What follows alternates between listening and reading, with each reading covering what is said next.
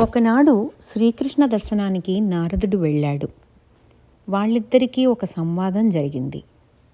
కృష్ణుడు నారదుడితో అన్నాడట, నారదా, నీవు చాలా కాలం తర్వాత వచ్చావు. బాగుంది. ఏమిటో నేను ఇక్కడ ఆనందంగా లేను, సుఖంగా శాంతంగా లేదు. నన్ను ప్రభువు అంటారు. ద్వారకాధీశుడైన రాజేమో బలరాముడు. ఈ ప్రభువు అనే ఒక దాస్యవృత్తిలో నేను ఉన్నానయ్యా. ఊళ్ళో ఏ సంఘటన వచ్చినా నా దగ్గరికే తీసుకొస్తారు. నేనే ఏదో వాళ్లకు చెప్పాల్సి వస్తుంది. అందువల్ల శాంతి లేకుండా ఉండడానికి అదొక కారణం. అనేక భోగాల్లో ఉన్నాను కానీ శాంతి లేదు. ఒట్టి భోగి, భోగవాసుడు అని చెప్పి నిందకు గురవుతున్నాను. భోగంలో ఉండడం అనేది బాగానే ఉన్నది, కానీ నిందాస్పదుడుగా అవటం ఆనందంగా లేదు కదా. జ్ఞాతుల బాధలు కూడా నన్ను పీడిస్తున్నవి. బలరాముడేమో చాలా బలవంతుడంటారు. ఆయన కీర్తేమో బాగానే ఉంది. కుటుంబంలో ఉన్న గదుడు అనే వానిని చాలా మృదు స్వభావుడు, మంచివాడు అని స్తోత్రం చేస్తారు. నా కొడుకు ప్రద్యుమ్నుడు అందమైన వాడంటారు. అందరికీ మంచి పేర్లే పెట్టారు. నాకొక్కడికే ఎవ్వరూ మంచి పేరు పెట్టలేదు. వాళ్లలాగా నేనుండటం లేదని చెప్పి నా మీద అసూయ కొద్దీ రకరకాలుగా నన్ను విమర్శిస్తున్నారు. ఇలాంటప్పుడు నా కర్తవ్యం ఏమిటి అని అడిగాడు శ్రీకృష్ణుడు. కేవలం లౌకికమైన ప్రశ్న అది. ఎవరడిగినా ఈ ప్రశ్నకి ఇంత అజ్ఞానం ఏమిటి, వీళ్ళంతా అశాశ్వతం, వాళ్లను మనసులో నుండి పోగొట్టుకో అని ఎవరైనా చెప్తారు. అయితే కృష్ణుడే అడిగితే ఏం చెప్తాడు? అయినా కృష్ణుని యొక్క ఉద్దేశం ఏమిటో కదా. నేను అడుగుతాను, నీవు ధర్మం చెప్పాలి అంటే అది ప్రచారం అవుతుంది అనే ఉద్దేశం కావచ్చు.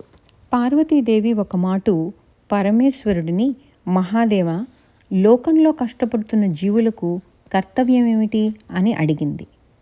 ఆవిడకేముంది, ఎవరి గురించో వాళ్ళు అడుగుతారు, మన కోసం వారు చెప్తారు. వాళ్ళ సాంప్రదాయం అలా ఉంది. వచ్చినటువంటి వ్యధ, దుఃఖం ఉందే, ఇది బాహ్యము, అభ్యంతరము అని రెండు రకాలుగా ఉంటుంది.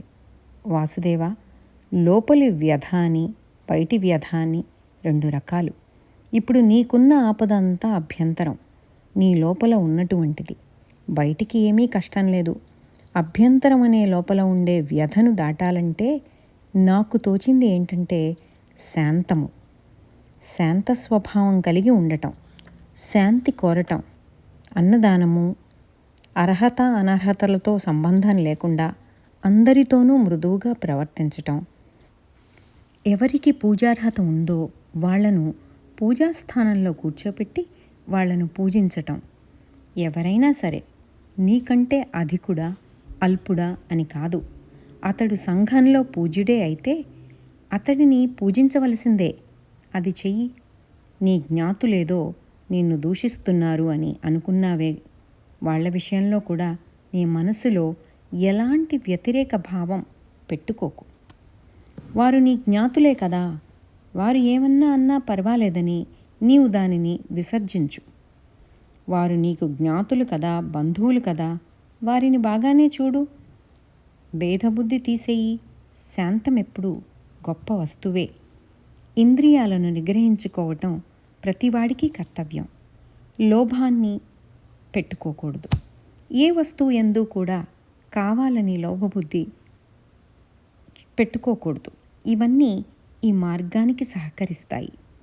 సర్వజ్ఞుడివి, సర్వశక్తివంతుడివి. నిన్ను నీ జ్ఞాతులు దూషిస్తున్నారనే భావం వస్తే వాడికి క్షేమం ఉండదు కదా, వాడికి నాశనం తప్పదు. దానికి నీవు కర్మ చేస్తున్నావు సుమా. శక్తివంతుడు చాలా జాగ్రత్తగా ఉంటాడు. అశక్తుడు ఏమి చేసుకుంటున్నా వ్యర్థమే. వాడు తిట్టుకున్నా ఫలం ఉండదు. పేదవాడి కోపం పెదవికి చేటంటారు. పళ్ళు కొరుక్కుంటాడు తప్ప ఏమీ చేయలేడు. శక్తివంతుడు ఎంతో నిగ్రహంగా ఉండాలి. తనకు క్రోధమొస్తే తప్పనిసరిగా అవతలివాడు నశిస్తాడు. అలా అనుకోనప్పుడు క్రోధాన్ని దగ్గరికి రానివ్వకూడదు. క్షమ తప్ప అతనికి ఇంకొకటి ఉండకూడదు. లేకపోతే అందులో నుండి కర్మ పుడుతుంది. ఒకడు పాపం చేస్తున్నాడంటే ఈ విధి, ఈ ప్రపంచంలో పాపం చేసిన వానికి ఏం జరగాలో అది శాసించబడే ఉంది. శాంత స్వభావం ఉండాలి. కాబట్టి జ్ఞాన లక్షణం అలా ఉండాలి. లేకపోతే అతడు ఒక కార్యం ఆచరించి ఆ కార్యానికి సర్వారంభ పరిత్యాగి కాక ఒక క్రోధం చేత ఒక దుఃఖానికి హేతువై ఒక కర్మ పుట్టి ఆ కర్మకు ఫలం అనుభవించవలసి వస్తుంది. ఈ మాటలు కృష్ణుడంతటి వాడికి నారదుడు చెప్పాలా? ఆయనకు తెలీదా?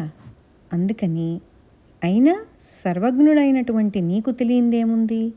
లోకానుగ్రహకాంక్షతో నన్నడిగావు, నేను చెప్పాను అని నారదుడు అంటూ కృష్ణుడి చేత పూజలు పొంది వెళ్ళిపోయినాడు.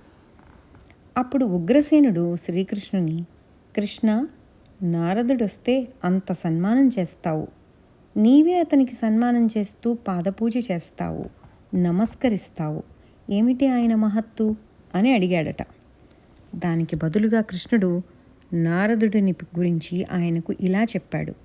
నేను గౌరవించే వ్యక్తి ఎవరంటే ఏ క్రియా అహంకారమో ఏ కర్తవ్య కారణమో క్రియా భావన లేనివాడెవరో వాడు జగత్పూజ్యుడు.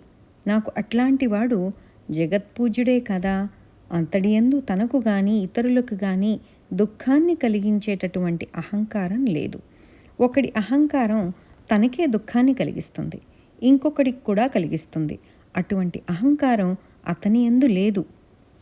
గౌరవాదరములు తనకు ఇస్తున్నారా లేదా అని కూడా చూడడు. అతడు నిస్పృహుడై ఉంటాడు. మరి అప్సరసలని శపించాడు కదా అంటే అది వారికి బాగు చేయడానికే.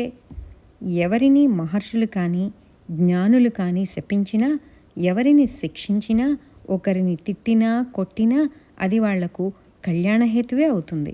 బ్రహ్మదేవుడి అంశచేత పుట్టటం చేత వేదం సృష్టిని గురించిన నిషేధాలు ఎలా ఉన్నాయో ఆ మార్గంలో నడుస్తూ ఉంటారు. ఆయన ప్రవర్తనలో నిషేధమైనటువంటి క్రియ ఉండదు. అతడి యందు అప్రీతి, దేనియందు ఇష్టము లేకపోవటము అలాంటిది ఎప్పుడూ కనపడదు. కోపము, చాపల్యము, భయము ఈ లక్షణాలు నారదుడి యందు ఉండవు.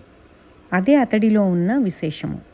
ఒక కార్యాన్ని గురించి ఒక క్షణం ఆలోచించి కర్తవ్యాన్ని తెలుసుకొని ఆచరించి మరచిపోతాడు.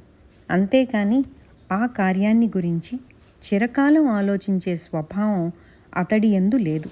తరువాత అతడి మనస్సులో అది ఏమీ ఉండదు. అది ఎంత లోకోద్ధారకమైన, ఎంత మహోత్కృష్టమైన కార్యమైనా తాను చేసినట్లు కూడా ఆయనకు జ్ఞాపకం ఉండదు. కార్యసూరుడు ఒక కార్యం వచ్చినప్పుడు తన ఏకాగ్రతతో క్షణంలో నిర్ణయం తీసుకుని చేసేస్తాడు.